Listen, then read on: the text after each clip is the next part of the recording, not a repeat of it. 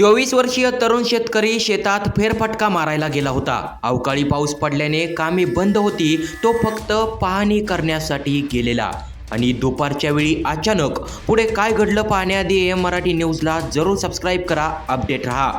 योगेश अशोक पाटील असं या शेतकऱ्याचं नाव आहे। योगेशच्या आईवडिलांनी जी माहिती दिली त्यानुसार शेताकडे जाऊन येतो असेच म्हणून योगेश आपल्या आईवडिलांना घरून सांगून निघाला।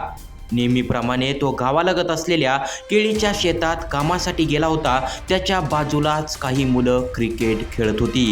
केळीच्या बागेत चालत असताना योगेश पाटील याला तुटलेली वायर दिसली। शेतात वायर तुटलेली दिसली असल्याने ती वायर जोडण्याचा प्रयत्न करत असतानाच त्यांना विजेचा जबर धक्का बसला। त्यांनी जोरात किंकाळी ठोकली आणि ते जमिनीवर कोसळले। त्यांच्या त्या आवाजाने बाजूलाच क्रिकेट खेळणाऱ्या मुलांनी या घटनेची माहिती गावातील लोकांना दिली। ग्रामस्थांनी घटनास्थळी धाव घेत योगेश यांना पहूर ग्रामीण रुग्णालयात दाखल केले। वैद्यकीय अधिकारी डॉक्टर नजमुद्दीन तडवी यांनी उपचाराअंती त्यांना मृत घोषित केले। योगेश हा एकुलता एक मुलगा होता। योगेश शेतातच काबाड कष्ट करून केळीचे उत्पन्न घ्यायचा। त्याच्या मृत्यूमुळे आई वडिलांचा आधार गेला आहे।